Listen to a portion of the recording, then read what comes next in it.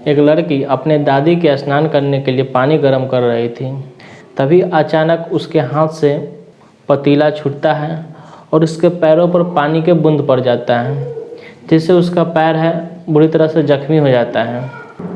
जख्मी होने के उपरांत उसको हॉस्पिटल में एडमिट किया जाता है। इलाज करने के दौरान डॉक्टर की नज़र उसके पेट पर जाता है और पेट पर जब नज़र जाता है तो डॉक्टर पूछता है कि बाबू तुम्हारा पेट कैसे फूलते जा रहा है। तो लड़की बहुत नाबालिग रहती है, वो सही ढंग से बता नहीं पाती है। और जब चेकअप होता है तो जो रिज़ल्ट आता है उसको देखकर उसके घर वाले को पैर से ज़मीन खिसक जाता है। तो आइए हम विस्तार से बात करते हैं। पूरे वीडियो देखने के लिए वीडियो के लास्ट तक बने रहें। अगर आप हमारे चैनल पर नए हैं तो कृपया चैनल को सब्सक्राइब कर दें। ऐसे ही सच्ची कहानी आपके साथ लाता रहूँगा। तो चलिए वीडियो स्टार्ट करते हैं। यह जो कहानी है मध्य प्रदेश के मैसूर का है।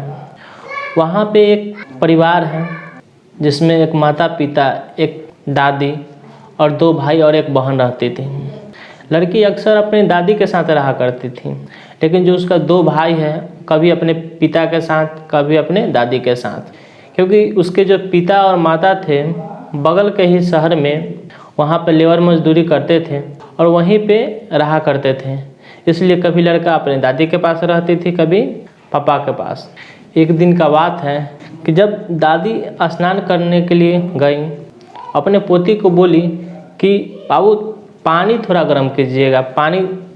लड़की पानी गर्म करने चली गई।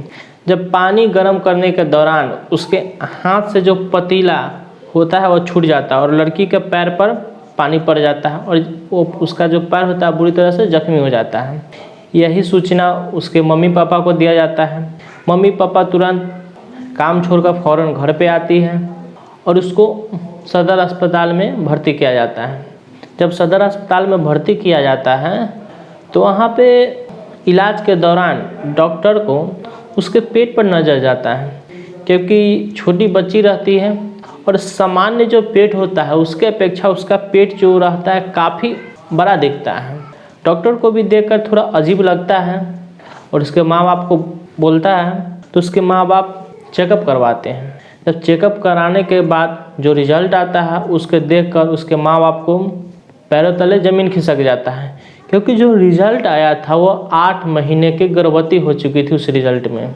अब उसके माँ बाप फुट फुट कर रोने लगता है डॉक्टर के सामने और बोलता है कि इसका गर्भपात कर दीजिए, क्योंकि यह हमको बच्चा नहीं चाहिए।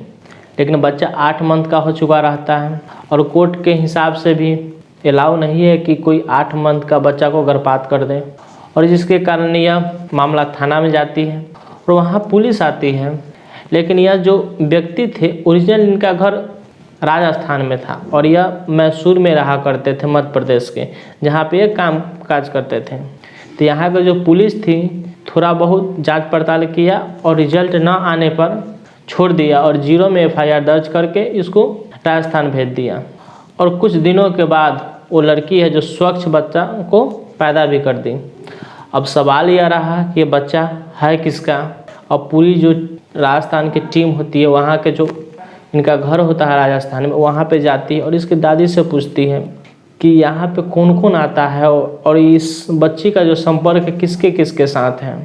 दादी तो पहले बताती है कि यहाँ पे कोई नहीं आता है, क्योंकि सिर्फ घर में जो सदस्य वही रहते हैं और 2 पोता है और 8 और सदस्य हैं जो परिवार के ही लोग थे। चाचा चाची के बेटा बेटी या चाचा चाची ये सब मिला के लोग थे। और पुलिस को समझ में आ नहीं रहा था कि ये बच्चा है तो किसका है, क्योंकि लड़की कहीं बाहर भीतर जाती भी नहीं थी। माँ बाप का भी यही कहना था कि मेरी बच्ची है, कहीं जाती नहीं है, कौन इसके साथ दुष्कर्म किया और इसके पेट में जो बच्चा आ गया।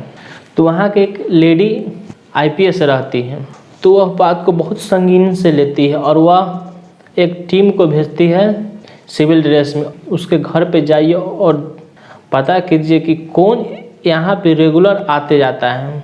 तो पता चलता है कि उसके सिर्फ 2 भाई और 8 जो अदर सदस्य जो उसके परिवार के ही हैं। तो सबका DNA सैंपल लिया जाता है और उसको लैब भेज दिया जाता है चेकअप करने के लिए। जब चेकअप होकर जब रिज़ल्ट आता है तो रिज़ल्ट देखने के बाद जो लेडी ऑफिसर रहती है वो भी शून्य हो जाती है, क्योंकि जो रिजल्ट आया रहता है वो किसी बाहरी का नहीं, बल्कि क्योंकि उसके भाई का डीएनए से ही जो लड़का का जो बच्चे का डीएनए था वो मैच कर रहा था। अब जो पुलिस होती है वो पूछता है भाई से कि तुम इसके साथ गलत संबंध बना रहा था, तो भी बहुत चक्कर आ जाता और कहता है कि इसको कैसे पता। फिर बड़े वाला, उससे भी बड़े वाला भाई रहता, उससे भी पूछता है, वो भी शून्य हो जाता है और वो भी डर के मारे वो पूरी जो सच्चाई रहता है वो सारी बात बता देता है। तो वो दोनों भाई भी नाबालिग रहता है, जिसके कारण उसको बाल सुधार जेल में भेज दिया जाता है। लेकिन अब सवाल है इस बच्चे को रखेगा कौन और क्या उस लड़की पर बीता, क्योंकि उसका भाई अपना खुद सगा भाई जो लड़की के साथ बलात्कार पे बलात्कार करते आ रहा था।